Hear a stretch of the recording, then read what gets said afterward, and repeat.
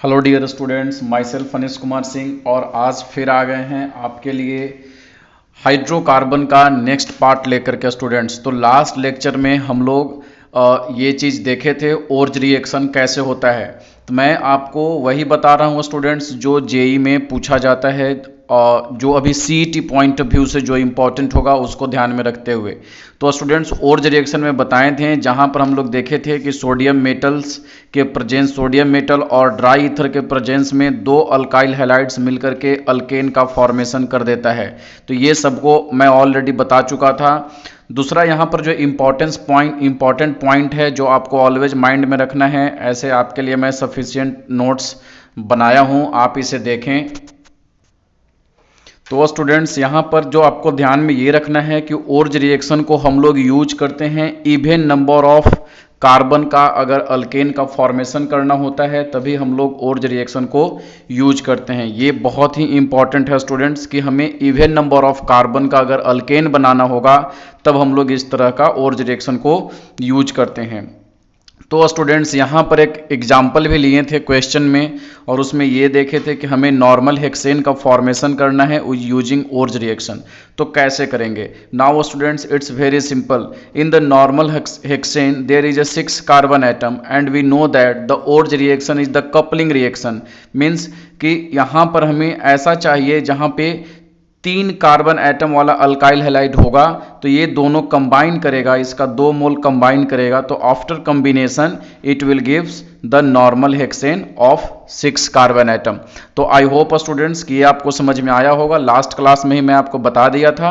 तो आपको माइंड में बस यही रखना है कि Wurtz reaction is used to increase the और डबल कार्बन का नंबर को जब डबल करना होता है तब हम लोग ओर्ज रिएक्शन को यूज करते हैं। जैसे कि यहां देख रहे हैं कि अल्काइल हैलाइड, इसके पास 1 कार्बन है और यहां पर जो अल्केन का फॉर्मेशन हुआ उसमें 2 कार्बन है। इसके लिए हम लोग इस रिएक्शन को यूज करते हैं। नेक्स्ट पॉइंट है स्टूडेंट्स, यहां पर अगर हम लोग देखें तो हम लोग ये कह सकते हैं कि to prepare the propane using the synthesis of Wurtz reaction. अगर सपोज कर लीजिए कि हम लोग प्रोपेन का प्रिपरेशन कर रहे हैं यूजिंग ओर्ज रिएक्शन, तो क्या होना चाहिए? तो देखिए प्रोपेन में 3 कार्बन एटम है, तो 3 कार्बन एटम है स्टूडेंट्स, तो हमें क्या लेना पड़ेगा यहाँ पे?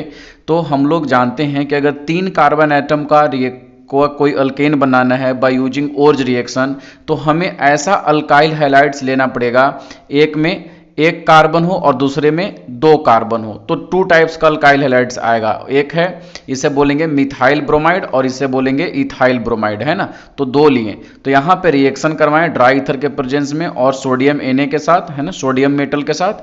तो यहाँ पे CH3 CH2 CH3 का फॉर्मेशन हो गया और NaBr भी बन गया। लेकिन स्टूडेंट्स यहाँ पे ड्रॉबैक है, ये बहुत ही इंपॉर्टेंट है। ड्रॉबैक यहाँ पर ये है बच्चों कि अगर हम लोग ऐसा ले रहे हैं तो यहाँ पर चलिए इसकी नंबरिंग अगर 1 कर दें और इसकी नंबरिंग अगर 2 कर दें तो क्या हो सकता है बच्चों? जरा यहाँ पर आप सोचिए, 1 1 के साथ कंबाइन कर सकता है, 1 2 के साथ कंबाइन कर सकता है और 2 2 के साथ कंबाइन कर सकता है। अगर बच्चों जैसे कि यहाँ पर देखिए 1 1 के साथ कंबाइन कर गया तो इससे इथाइल का फॉर्मेशन हो गया, इसे हम लोग सेल्फ कपलिंग भी बोल सकते हैं, है ना। इस तरह से बच्चों अगर इथाइल ब्रोमाइड दूसरे इथाइल ब्रोमाइड के साथ अगर कंबाइन कर गया तो यहाँ पे नॉर्मल ब्यूटेन का फॉर्मेशन हो सकता है, आप देख सकते हैं, है ना। यहाँ पर ये वाली ग्रुप जो है वो बाहर आ जाएगी। इसी तरह से बच्चों हम लोग देख रहे हैं क्या कि एक प्रोडक्ट तो प्रोपेन बन गया, दूसरा प्रोडक्ट जो है वो क्या बन गया? इथेन बन गया, और तीसरा प्रोडक्ट क्या बन गया?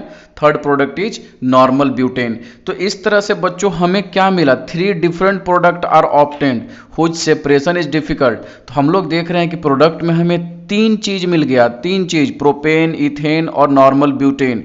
तो ये जो मिक्सचर है बच्चों सभी का नेचर लगभग एक जैसा होता है, इस वजह से इसको सेपरेट करना काफी मुश्किल हो जाता है। तो ये बच्चों इसका ड्रॉबैक है कि हम लोग यहाँ पे ओर्ज रिएक्शन में सिमेट्रिकल अल्काइल हैलाइड्स को लेंगे। ऐसा नहीं नहीं कि एक है यहाँ पर इथाइल ब्रोमाइड और एक है मिथाइल ब्रोमाइड और दूसरे इथाइल ब्रोमाइड, ये सही नहीं माना जाता है बच्चों। इसलिए यहाँ पे लिमिटेशन क्या है कि मीथेन इस टेक्निक से नहीं बनाया जा सकता। क्यों नहीं बनाया जा सकता? क्योंकि कपलिंग है, जब भी यहाँ पे फॉर्मेशन होगा तो मोर देन 1 कार्बन का ही फॉर्मेशन होगा, तो ये लिमिटेशन है। सेकेंड इज कि this method is not used for the preparation of unsymmetrical alkane, जैसे कि 3 कार्बन का अल्केन का हमें फॉर्मेशन करना है तो इसके लिए हम लोग इस टेक्निक को यूज नहीं करेंगे। और जो नेक्स्ट टेक्निक है स्टूडेंट कि 3 degree alkyl halide can not give alkane by this technique. 3 degree का जो अल्काइल हैलाइड होगा, मतलब कहने का मतलब कुछ इस तरह से, जो अल्काइल हैलाइड होगा हाइड्रोजन हाइड्रोजन हाइड्रोजन, है ना। यहाँ पे मान लीजिए कि है ब्रोमीन और इसको 2 मोल ऑफ Na के साथ रिएक्शन अगर हम लोग कराएं Br CH और H, तो बच्चों इस तरह का रिएक्शन हम लोग नहीं देखते हैं। उसका रीजन ये है बच्चों कि ये ग्रुप काफ़ी बड़ा होता है। सॉरी 3 डिग्री, ये कार्बन होना चाहिए बच्चों, है ना, ये कार्बन होना चाहिए, ठीक है। तो यहाँ पर ये ग्रुप बड़ा होने के वजह से क्राउडिंग क्रिएट होता है और ये रिएक्शन नहीं हो सकता है। इसलिए आप याद रखेंगे कि इस टेक्निक के थ्रू 3 डिग्री अल्काइल हैलाइड्स को नहीं बनाया जा सकता।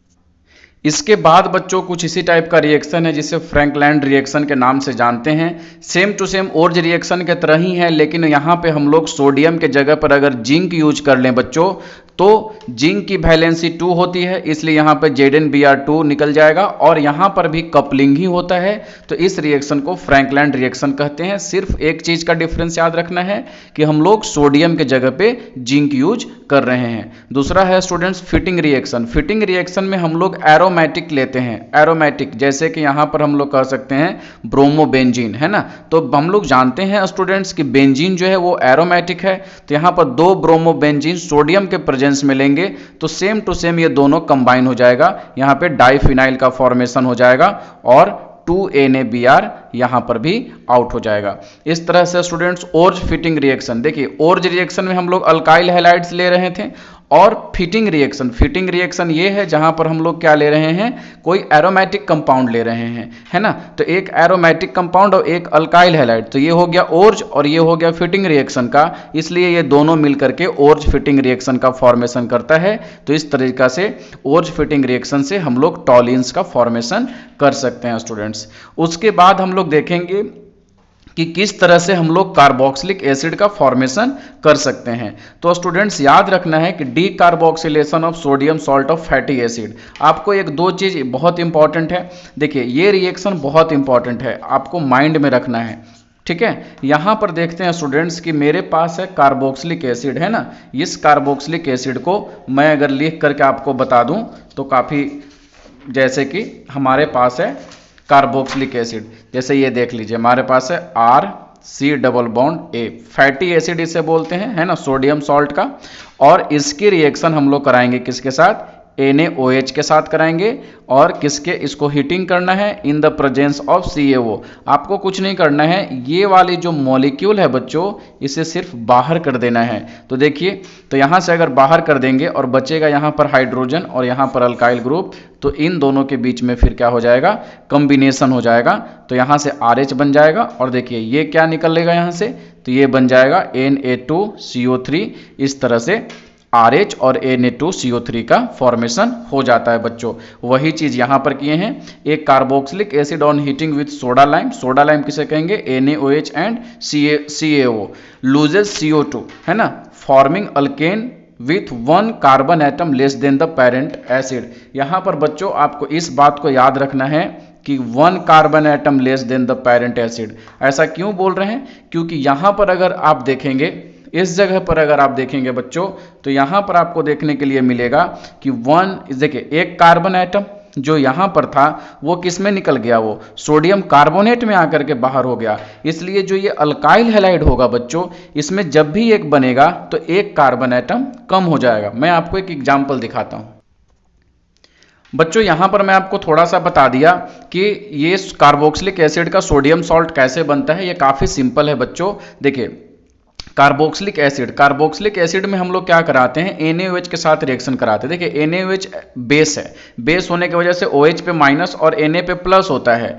तो ये OH माइनस जो है वो H को लेकर के बाहर निकल जाता है in the form of H2O, तो Na प्लस जो है वो आकर के ये ऑक्सीजन के साथ लग जाता है, तो इस तरह से फैटी एसिड का फॉर्मेशन हो जाता है। फिर उसके बाद एक एग्जाम्पल है बच्चों, जैसे हमारे पास है सोडियम एसीटेट। देखिए एसीटेट क्यों बोल रहे हैं, क्योंकि 2 कार्बन एटम है और COO है, तो उसे एसीटेट बोलते हैं। यहाँ पे सोडियम है इसलिए इसे सोडियम एसीटेट बोलेंगे। तो सिमिलरली सोडियम एसीटेट NaOH के साथ रिएक्शन किया, तो आपको क्या करना है, COONA प्लस NaO को बाहर निकाल देना है in the presence of CaO के साथ हीटिंग करा रहे हैं, तो ये H और ये CH3, ये H और ये CH3 आपस में कंबाइन किया और यहाँ पे CH4 का फॉर्मेशन कर दिया और Na2CO3 का फॉर्मेशन हो गया। सिमिलरली स्टूडेंट्स मेरे पास है C2H5 और C double bond O COO Na के साथ रिएक्ट कर रहा है। सिमिलरली आपको कुछ नहीं करना है, चाहे कुछ भी दिया हुआ हो, NaOH CaO के साथ हीटिंग करा रहे हैं, तो आप यही समझिए कि डीकार्बोक्सिलेशन होगा, मतलब कि C double bond O Na जो है वो बाहर निकल जाएगा in the form of Na2CO3 और इस तरह से ये H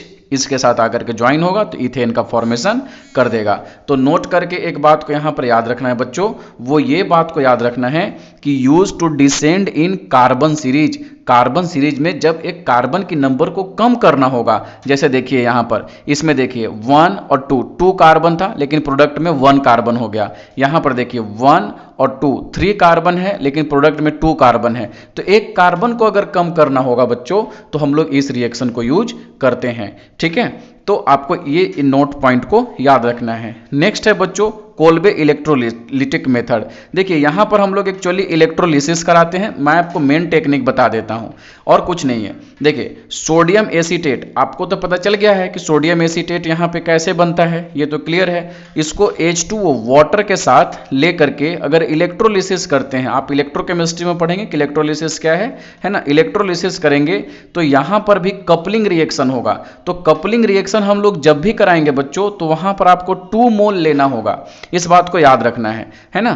तो और इसी तरह से यहां पे CO2 रिलीज होगा, H2 रिलीज होगा और NaOH रिलीज होगा। जो सबसे ज्यादा इंपॉर्टेंट है स्टूडेंट वो ये है। इंपॉर्टेंट कैसे है, देखिए आपको ये पूछा जाएगा एनोड पे क्या बनेगा, तो याद रखना है इस केस में एनोड पर अल्केन बनता है और CO2 निकलता है, और कैथोड पे क्या बनता है, हाइड्रोजन गैस बनता है। आपको पता होगा इलेक्ट्रोलिसिस के केस में हम लोग एक कंटेनर लेते हैं और कंटेनर में होता है एक एनोड और दूसरा कैथोड। एनोड पर होता है पॉजिटिव चार्ज और कैथोड पर होता है निगेटिव चार्ज, है ना, ये इलेक्ट्रोड होता है। तो आपको याद रखना है कि एनोड पे अल्केन और CO2 गैस रिलीज होती है और कैथोड पे क्या बनेगा, कैथोड पे H2 गैस रिलीज होता है। ठीक है, सिमिलरली बच्चों यहाँ पर देखिए सोडियम एसीटेट था, है ना, इस तरह से पोटेशियम प्रोपिनोएट लेंगे, कुछ नहीं किए हैं, यहाँ पे सोडियम के जगह पे सिर्फ यहाँ पे पोटेशियम ले लिए हैं, तो भी आपको वही काम कराना है कि यहाँ पर जो भी मॉलिक्यूल है इसकी कपलिंग करा देंगे, है ना। H2O के साथ अगर इलेक्ट्रोलिसिस कर रहे होंगे तो सिर्फ और सिर्फ आपको कपलिंग कराना है और कुछ नहीं कराना है। ठीक है, मैं आपको इसका मैकेनिज्म बता देता हूं। देखिए बच्चों, आप अगर इसका मैकेनिज्म देखना चाहते हैं तो काफी सिंपल है। स्टेप फर्स्ट में क्या है, मेरे पास एक्वस सोडियम एसीटेट है, तो सोडियम एसीटेट देखिए Na बस ये सपोर्टिंग आयन होता है और कुछ नहीं है, तो ये Na जो है यहां से निकल गया तो इस पर माइनस चार्ज आ गया। सेकेंड स्टेप जो है ये एनोडिक रिएक्शन है, एनोड पर ये चीजें होता है। The mechanism proceed via the free radical mechanism, free radical यहां पर बनता है, कैसे वो बताते हैं। अब देखिए एनोड पर हो रहा है तो अभी आपको बताएं कि एनोड पर कैसा चार्ज है, पॉजिटिव चार्ज है ना। तो एनोड पर बच्चों पॉजिटिव चार्ज है तो वहां पर जाकर के क्या करेगा, ये निगेटिव चार्ज जाएगा, पॉजिटिव पे कौन जाएगा, निगेटिव जाएगा, और निगेटिव जाकर के वहां पर क्या करेगा, इलेक्ट्रॉन को लूज करेगा, तो वहां पर जाकर के ये 2 इलेक्ट्रॉन को लूज कर देगा। और किस तरह से, ये एक ऑक्सीजन है, ये एक लूज करेगा, ऐसे लूज कर देता है। बेसिकली क्या हो रहा है बच्चों यहां पर कि ये वाली जो बॉन्ड होती है, ये बॉन्ड कुछ इस तरह से ब्रेक करता है, एक इलेक्ट्रॉन इस कार्बन पे जाएगा और एक इलेक्ट्रॉन जो है वो ये लेकर के निकलेगा। तो इस तरह से अगर बच्चों हम लोग देखते हैं तो यहाँ से CO2 का फॉर्मेशन हो जाता है और CH3 फ्री रेडिकल बनता है, जिसे हम लोग मिथाइल फ्री रेडिकल के नाम से जानते हैं। और क्या होगा बच्चों थर्ड स्टेप में, किस तरह से मिथाइल फ्री रेडिकल, दो मिथाइल फ्री रेडिकल का फॉर्मेशन होकर, दो मिथाइल फ्री रेडिकल जब आपस में मिलेगा तो इथेन का फॉर्मेशन कर देता है बच्चों, है ना। तो ये रिएक्शन कहाँ पे हो रहा है, एनोड पे हो रहा है। इसी तरह से बच्चों कैथोड की अगर बात करें तो कैथोड पर दो हाइड्रोजन जो है H+ जो है जाकर के वहां इलेक्ट्रॉन गेन करेगा और गेन करके वो H2 का फॉर्मेशन कर देता है। इसी तरह से बच्चों कोल्बे रिएक्शन का भी कुछ लिमिटेशन है जो बहुत इंपॉर्टेंट है। अगर आपको मैकेनिज्म नहीं भी समझ में आया तो कोई बात नहीं, लेकिन एटलीस्ट आपको ये बात याद रखना है कि एनोड पर क्या बनता है और कैथोड पे क्या बनता है। तो याद रखना है कि एनोड पर ये बनता है।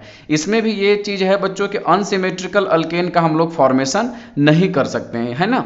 यहां पर आपको ऑलवेज सिमेट्रिकल अल्केन का ही फॉर्मेशन करना है, तो इस बात को आपको ध्यान में रखना है। आई होप कि आपको समझ में आया होगा।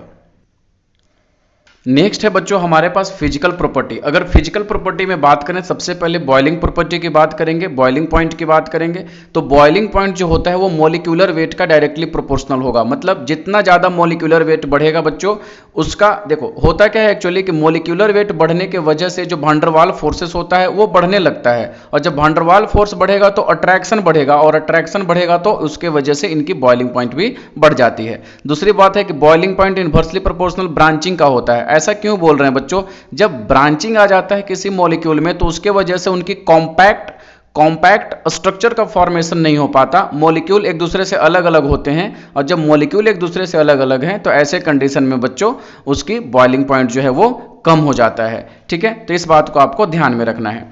नेक्स्ट है बच्चों मेल्टिंग पॉइंट। मेल्टिंग पॉइंट में हम लोग क्या देखते हैं कि मेल्टिंग पॉइंट भी मॉलिक्यूलर मास के साथ साथ इंक्रीज करता है। वही पॉइंट यहां पे मैं लिखा हूं, the melting point of alkane also increases with the increase in molecular mass but increase is not regular. यहां पे रेगुलर नहीं देखने को मिलता है। क्या देखने को मिलता है, इंपॉर्टेंट क्या है कि इवन नंबर का कार्बन जो होगा उसका मेल्टिंग पॉइंट ज्यादा होता है with respect to previous one और नेक्स्ट ऑड वन। मतलब कहने का यहां पर यह मतलब है बच्चों, ये काफी सिंपल है और आपको माइंड में भी रखना है। मैं यहां पर आपको सिर्फ ये समझाना चाहता हूं कि सपोज कर लीजिए मेरे पास है CH3, CH2 एंड CH3, तो इसके प्रीवियस में कौन होगा, CH3, और यहां पर हो जाएगा एक और ले लेते हैं, जैसे कि ये मैं ले लेता हूं, जैसे कि है CH3, CH2 एंड CH3। देखिए ये इवन नंबर का है। इसके प्रीवियस ऑड कौन होगा, CH2 एंड CH3, और इसके आगे कौन होगा, pentane, CH3, CH2 and CH3, ये होगा बच्चों। तो आपको याद रखना है कि ये जो इवन नंबर वाला है बच्चों, ये इवन नंबर का जो मेल्टिंग पॉइंट होगा इसके एक पहले और एक बाद वाला से ज्यादा होगा। अगर हम लोग इसके 1 बोले, इसे 2 बोले और इसे 3 बोले तो ऑर्डर ऑफ मेल्टिंग पॉइंट सबसे ज्यादा किसका होगा, 2 का, फिर होगा 3rd का, और सबसे कम होगा 1 का। तो ये बात आपको याद रखना है बच्चों, है ना। इसी तरह से यहां पर है कि alkane with even number of carbon get packed closely due to the symmetrical structure. Symmetrical structure होने के वजह से वो काफी अच्छे से पैक हो जाते हैं, और जब वो कोई पैक होगा तो उसकी मेल्टिंग पॉइंट ऑलवेज ज्यादा होगा, है ना। उसके वजह से अट्रैक्टिव फोर्स बढ़ेगा और मेल्टिंग पॉइंट ज्यादा होगा। नेक्स्ट है बच्चों डेंसिटी। तो आपको याद रखना है कि अल्केन जो है वो पूरे ऑर्गेनिक केमिस्ट्री में सबसे लेस डेंसिटी वाला कंपाउंड होता है। यहाँ पर बच्चों एक एबंडेंस जो है वो 4th फिजिकल प्रॉपर्टी है, वो आपको याद रखना है कि मीथेन जो है बेसिकली ये पूछा जाता है मार्स गैस किसे कहते हैं। तो आपको याद रखना है कि मीथेन जो है वो मार्सी प्लेस पे पाया जाता है। मार्सी प्लेस पे होने के वजह से बच्चों इसे मार्स गैस के नाम से जानते हैं। तो हम आज मैं बच्चों यहीं तक आपको इस वीडियो को रोकता हूँ। अगले क्लास में आपको मैं केमिकल प्रॉपर्टी बताऊँगा। तो आई होप कि आपको समझ में आया होगा। ठीक है बच्चों, थैंक यू।